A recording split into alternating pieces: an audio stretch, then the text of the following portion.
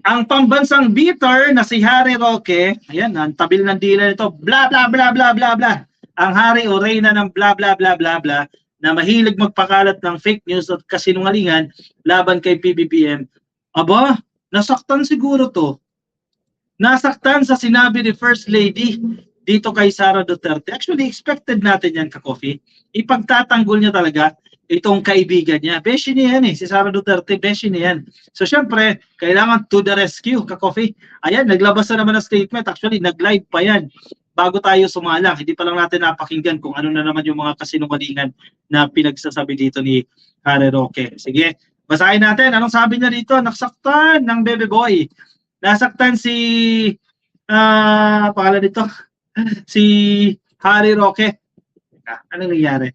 Ayan Harry Roque nagpapapansin kay First Lady. Hindi naman siya pinapansin, 'di ba? Ang dami ng mga pinaggagawa nito ni Harry Roque na negative remarks at kung ano-ano pa yan, hindi naman siya pinapansin ni First Lady. Kasi ano gusto mo? Bumaba yung level sa'yo. 'Di ba? Bumaba yung level kay Maharlika at sagutin lahat ng kung ano ng fake news ninyo.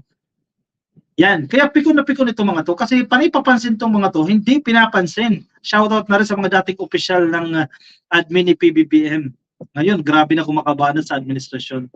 Mas malala daw si VP Sara kay Lenny. Ayan, nasaktan siya dyan.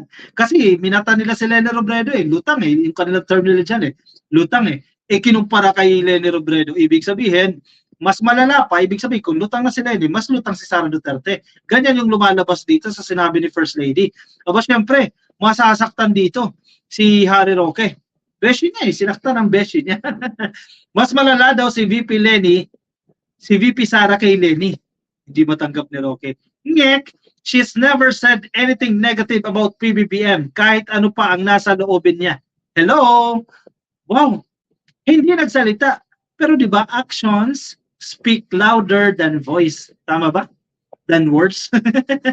Voice or words, parehas lang yan. Hindi man siya nagsalita sa rally na yan, Harry Roque. Common sense. Nandiyan ka sa rally. Ewan ko kung hindi mo naiintindihan yan. Yung understanding the message, ka-coffee. Kung hindi nyo nagigets yan. Kahit hindi siya magsalita dyan sa rally na yan, nandiyan siya. Yung presence niya, ang ibig sabihin yan, pagsuporta. Yung mga tao nandoon, nagsusubigaw, ibagsak si PBBM, nandoon siya mismo. Di ba? Nananawagan siya. Hindi man siya nag-speech doon, hindi man siya umakyat ng stage na ipagsisigaw, ibagsak si PBBM, etc. etc. Nandoon ka, sumusuporta ka doon sa panawagan na ibagsak ang administrasyon. Tapos sasabihin mo, she has never said anything negative about PBBM kahit ano pa ang nasa loobin niya. Pero nandun siya sa rally. Nagpakita siya ng suporta sa mga taong gustong ibagsak si PBBM. Ito pa yung last part ng kanyang big-big-timong statement na to kahit ano pa ang nasa loobin niya. Ibig sabihin, may tinatago yan. Nagsasalita yan at kinikwento kay Harry Roque, pero hindi lang daw sinasabi ni Sara Duterte kay PBBM. O ano yun? Ano yung mga pinagsasasabi? Sabihin mo na din.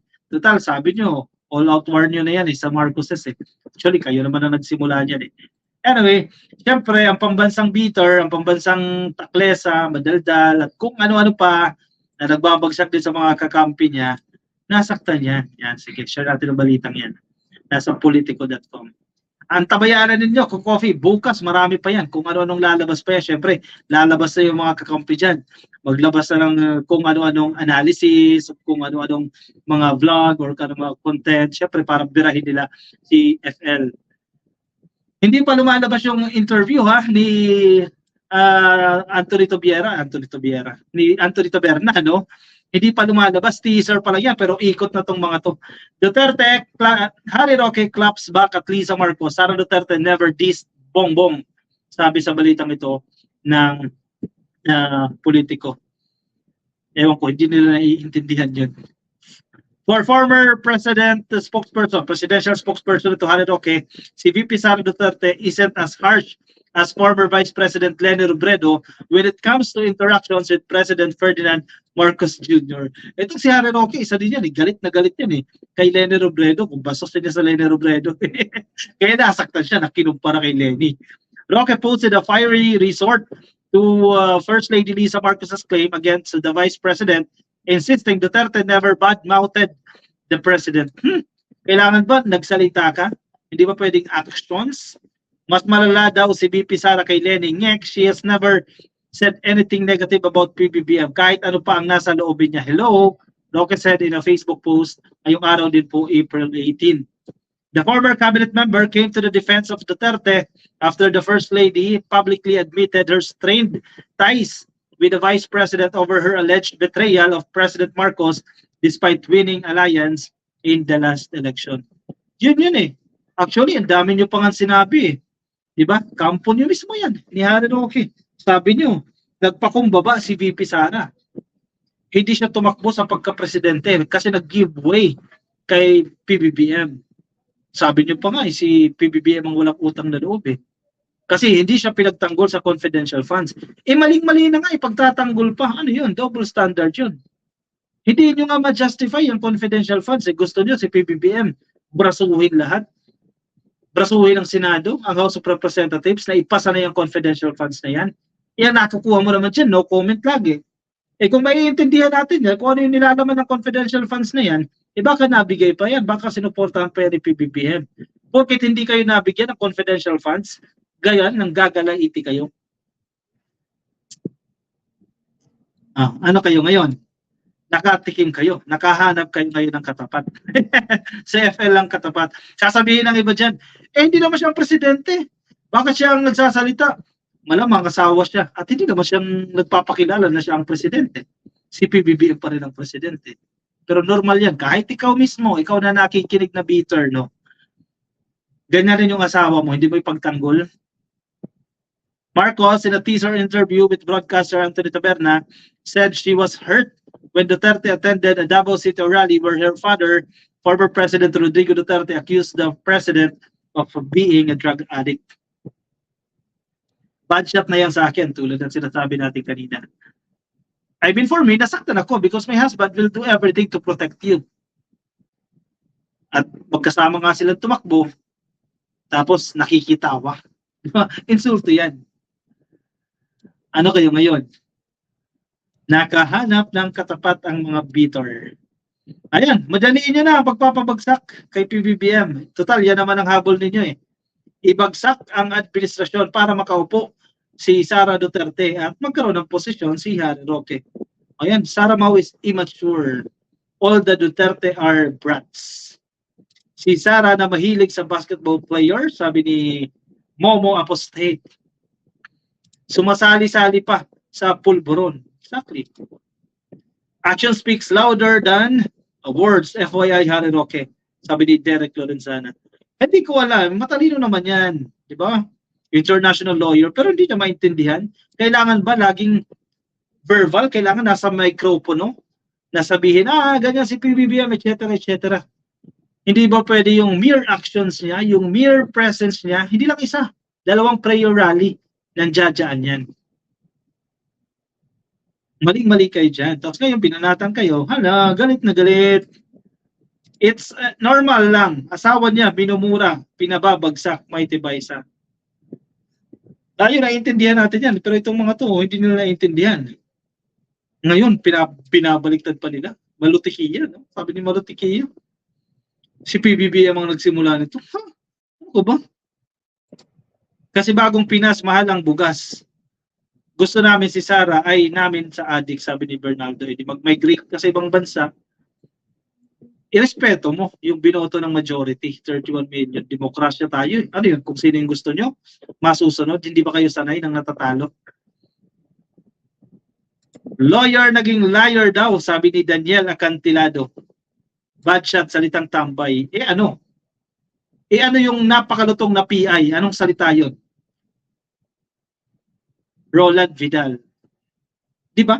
Anong mas matindi? Anong mas mabigat? Anong mas bastos? Yung napakalutong na PI o bangag versus dito sa bad shot na salita. Di ba? Di ba nagigets yan?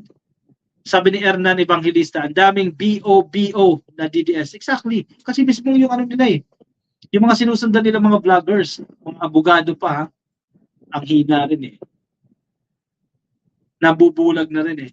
Oy, Ma'am Angelita Marcos Almondia. Thank you ma'am sa iyong pa-super sticker. Happy viewing po sa inyo. Ang dami nakikinig sa atin ngayon, ha? 2,500 po. 2,518 ang nakikinig sa atin ngayon. Happy viewing po sa inyo. Aurora Zamora, mas mapait pa sila sa Ampalaya itong mga DDS supporter, bla bla bla bla. Pansinin ninyo, di ba? Yung kamalasan nagpupunta sa kanila. Kung ano-anong pinagsasabi nilang masasama, binabadmouth nila, binumura, kung ano-ano, hindi ina-acknowledge yung magagandang ginagawa ni PBBM. Tingnan mo, sunod-sunod sila. Minamalas sila. Ibig sabihin, mali yung ginagawa nyo. Hindi pumapabor sa inyo ang tadhana. Hindi pumapabor sa inyo kung sino man ang nasa itaas. Hindi pumapabor sa inyo kasi mali yung ginagawa ninyo. Kalokohan yung ginagawa ninyo. Antay tayo ng salita ni Ivy Marcos. Naalala ko na naman si Ivy Marcos dyan. Ipakuha na sa ICC sina Duterte, sabi ni Tomboy. Isa pa nga yan eh. Ayaw nga ni PBBM eh. Pagtatanggol sa inyo yan eh. Di ba? Tapos di nyo mapansin yan. Sana nag-thank you man lang kayo dyan eh. Hindi nyo magawa yan eh. Basta DDS, SHIT, TANGA at POBO ang hina ng comprehension. Sabi ni Ma'am Belinda Malanon. Hindi naman lahat, pero marami. Yung iba nandito, nakikinig sa atin eh. Pansinin mo. DJ Byron, shoutout po sa inyo. Sa FL lang ang katapat nila, sabi ni Halo Halo. Exactly. Ang dami nila, tulong-tulong sila dyan eh. Si FL lang pala ang katapat. At sabi nila, dalawa na raw yung magpa-drug test. Yung drug test challenge ng mga Jejemon. Drug test challenge, drug test challenge. Sino magpapadrug test sa inyo? Si Vic Rodriguez na mismo yung nagsasabi. Negative si PBBM. Halungkatin nyo yung issue, paulit-ulit kayo dyan. Flavilyn Sabiano, pakibasa mo ito ka-coffee about sa comment sa mahal na bugas. Dito sa Canada, mas masahol ang presyo ng bilihin. Pumunta ka dito. Oy, sabi ni Flavilyn Sabiano. Eh kasi ma'am, yung mga tao na yan, basta ikasisira ni PBBM, ipapakalat nila yan. Kasi gusto nilang bumagsak eh. Kasi masaya sila pag bumagsak ang gobyerno. Hindi nila alam maraming apektado pag bumagsak ang gobyerno. Flor de Liza Villakwok, pagtanggol natin ang ating Pangulo. Exactly. Binoto yun ng 31 million eh. Sabihin natin yung 1 million dyan, kumalas na. 30 million pa rin yan, umasa kay PBBM.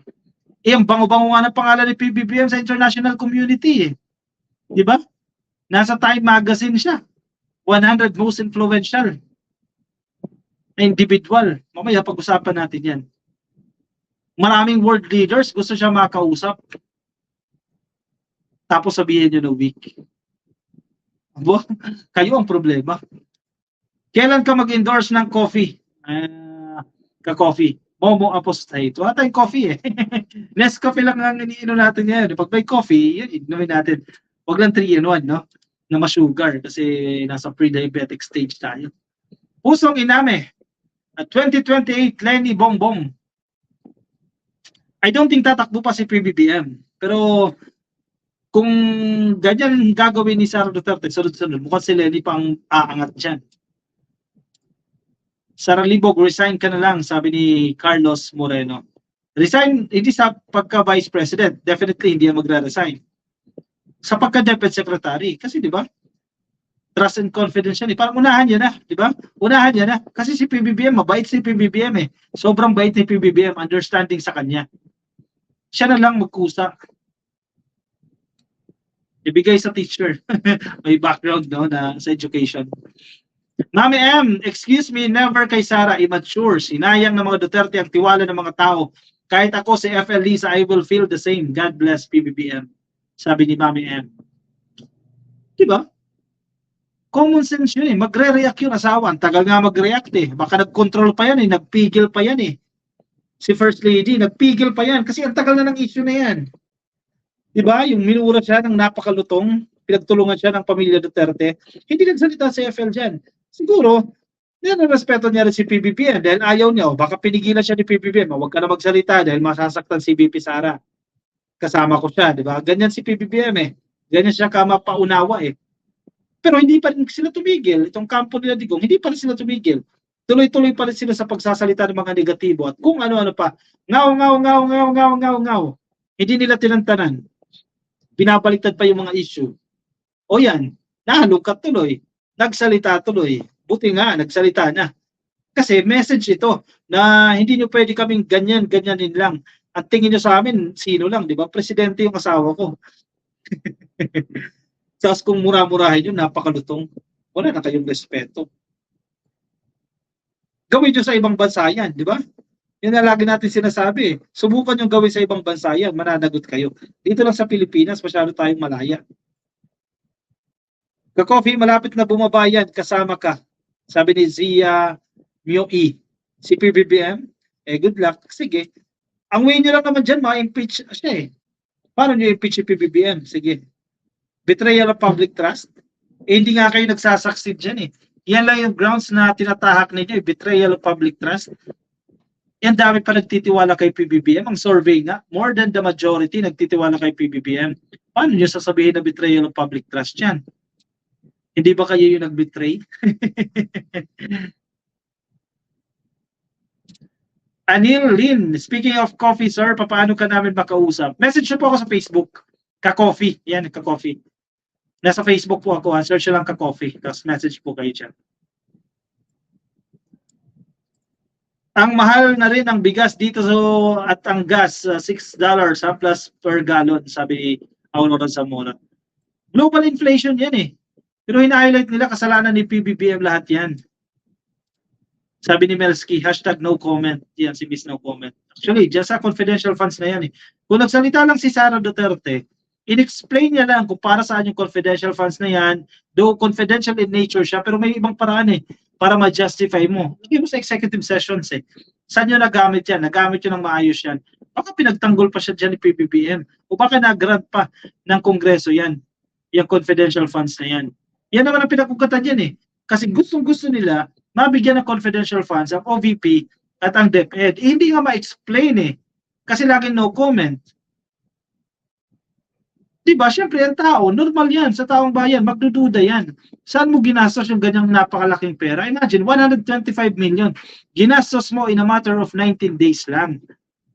Paano yun? Paano mo ginastos? Diba? Confidential in nature, hindi mo siya pwedeng sabihin. Diba? Hindi mo siya pwedeng ibulgar.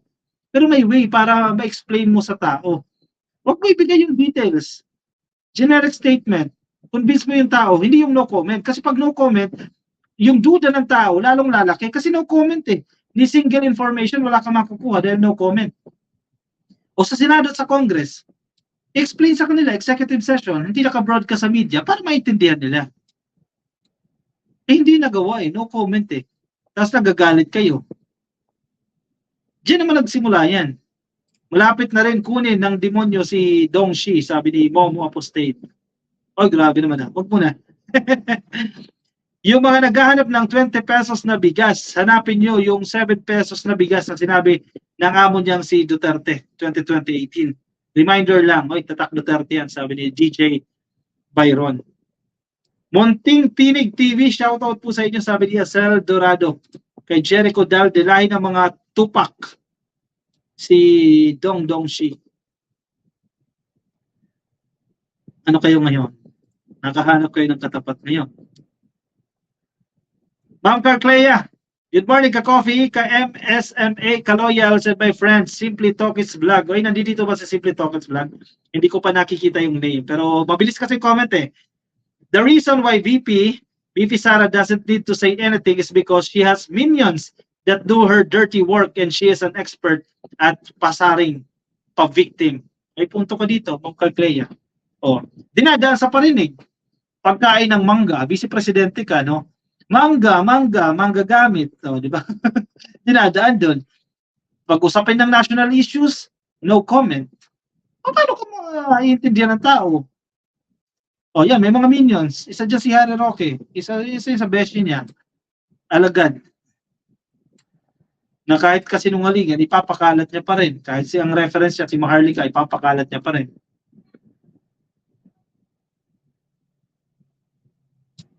Alfred Parco, mali ang info mo, iho. Nililin lang mo ang mga tao, unreliable argument, sabi ni Alfred Parco. Ako ba sinasabihan mo dito o yung isang comment, Alfred Parco? O sige, what's your argument? Sabihin mo argument mo dyan. Basahin ko yung argument mo. Paano naging mali? O dahil close, ano ka na din, myopic. Alam niyo yung kabayo? Di ba? Yung kabayo, may ganyan din eh. Myopic yan eh. Diyan lang nakatitig yan eh. Santuhin nila si Digong eh. Hindi na magbabago. Kasi yun na, nakapako na doon, no? Kahit ang sama ng ginawa ng previous admin. May nagawa naman maganda. May legacy nga eh. May Duterte legacy nga eh. Ang problema, may mga nagawang hindi maganda at accountable siya doon. Sabi ni Katambahay TV, tanong lang ka-coffee, may usapan kaya sila ni PBBM at ang mga Duterte noong bago ang kampanya, kaya ganoon na lang sila ng gagalaite? Hindi ako privy dyan eh, ka-coffee. Wala tayong ideya dyan eh. Pero the way mag-develop, the way mag-unfold itong stories, malinaw na maling-mali ang mga Duterte dito. Kasi nakikita nyo rin naman eh, hindi dahil pro-BBM ako, hindi dahil pro-admin ako. Nakikita nyo naman yung mga nangyayari. Sino tong palamura? Sino tong palalait? Iba sila. Nifa Vlog. Ay, shoutout to sa inyo, Ma'am Carclea. Ha? Giamoy, you're funny, sabi ni Australia Diyos. Maria Paz Marcelo, bastos kasi ang bunganga ng ama ni Sara. May papel din dyan si ano eh. May papel din si Digong dyan eh. Hindi na lang kasi tumigil eh. Isa din siya dyan sa nagpakalat ng kung ano-ano dyan, etc. Diba? Retired na sana tumigil na lang yan eh. Consultancy na lang eh. Nakatulong pa siya sa karir ni Sara. Eh ngayon, sinana yung karir ni Sara Duterte dyan. Mga loyalista dyan, di na susuporta sa kanya. Sabi ni Osam Journey, gano'n naman talaga si Duterte, Pope nga, minura at mga oligarko, nagtataka ka pa ngayon. Hindi. Pero hoping tayo na magbabago siya dahil tumakbo sila together eh, di ba? Nagsuportahan sila eh. Pero wala eh. Sweet Thunder Point, shoutout po sa inyo. Marami tayong nakikinig ngayon ha, 2,392 nakikinig po sa atin ngayon. Mamir na Colyado nasa Facebook, shoutout po sa inyo. Sipin Abners at kay Sing Hoots, kay Crescencia Parinas, kay Sandy Rusgal, Juris Krian Kape, happy viewing po sa inyo. Nakikinig po dyan sa Facebook. Baka di pa po kayo naka-follow sa ating Facebook page, pasuyin na lang ka-coffee. Please like and follow sa Facebook.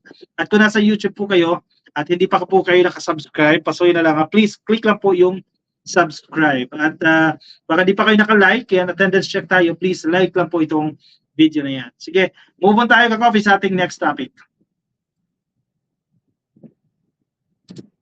Kuha na ng kape ka-coffee.